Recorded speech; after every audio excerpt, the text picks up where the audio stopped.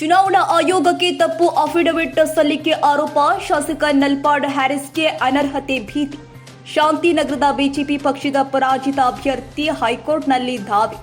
ಶಾಂತಿನಗರ ಪರಾಜಿತ ಅಭ್ಯರ್ಥಿ ಶಿವಕುಮಾರ್ರಿಂದ ದಾವೆ ಹೂಡಲಾಗಿತ್ತು. 2023ರಲ್ಲಿ ದಾವೆ ಹೂಡಿದ್ದ ಪರಾಜಿತ ಅಭ್ಯರ್ಥಿ ಶಿವಕುಮಾರ್ ಹ್ಯಾರಿಸ್ ಸಲ್ಲಿಸಿದ್ದ ಅಫಿಡವಿಟ್ನಲ್ಲಿ ತಪ್ಪಾಗಿ ಆಸ್ತಿ ವಿವರವನ್ನ ಕೊಟ್ಟಿರೋ ಆರೋಪ. ಕೋಟಿಗಟ್ಟಲೆ ಬೆಲೆ ಬಾಳುವ ಆಸ್ತಿ ವಿವರವನ್ನ ಕಡಿಮೆ ಮಾಡಿ ಆಸ್ತಿ ಮರೆಮಾಚಿರೋ ಆರೋಪ. ಹ್ಯಾರಿಸ್ ಪತ್ನಿ ಹಲವು ಕಂಪನಿಯಲ್ಲಿ ಶೇರ್ ಹೊಂದಿದ್ರು. ಅಫಿಡವಿಟ್ನಲ್ಲಿ ಗೃಹಿಣಿ ಎಂದು ಉಲ್ಲೇಖಿಸಿ ಚುನಾವಣಾ ಆಯೋಗಕ್ಕೆ ಮಾಹಿತಿ ತಪ್ಪು ಆಸ್ತಿ ವಿವರ ಕೊಟ್ಟು ಶಾಂತಿನಗರ ವಿಧಾನಸಭಾ ಚುನಾವಣೆ ಗೆದ್ದಿರುವ ಆರೋಪ ಸಂಬಂಧ ಹೈಕೋರ್ಟ್ ಮೆಟ್ಟಿಲೇರಿದ್ದ ಪರಾಜಿತ ಅಭ್ಯರ್ಥಿ ಶಿವಕುಮಾರ್ ಇದೀಗ ಸಾಕ್ಷಿ ಸಲ್ಲಿಸುವ ಹಂತಕ್ಕೆ ತಲುಪಿರುವ ಪ್ರಕರಣ. ಮುಂದಿನ ತಿಂಗಳ 8ರಂದು ಸಾಕ್ಷಿ ಸಲ್ಲಿಕೆ ಮಾಡೋಕೆ ಹೇಳಿರುವ ಹೈಕೋರ್ಟ್. ಶಿವಕುಮಾರ್ ಅರ್ಜಿ ರದ್ದು ಕೋರಿ ಸುಪ್ರೀಂ ಮೆಟ್ಟಿಲೇರಿದ್ದ ಹ್ಯಾರಿಸ್. ಸುಪ್ರೀಂ ಕೋರ್ಟ್ನಲ್ಲೂ ಹ್ಯಾರಿಸ್ಗೆ ಹಿನ್ನಡೆ.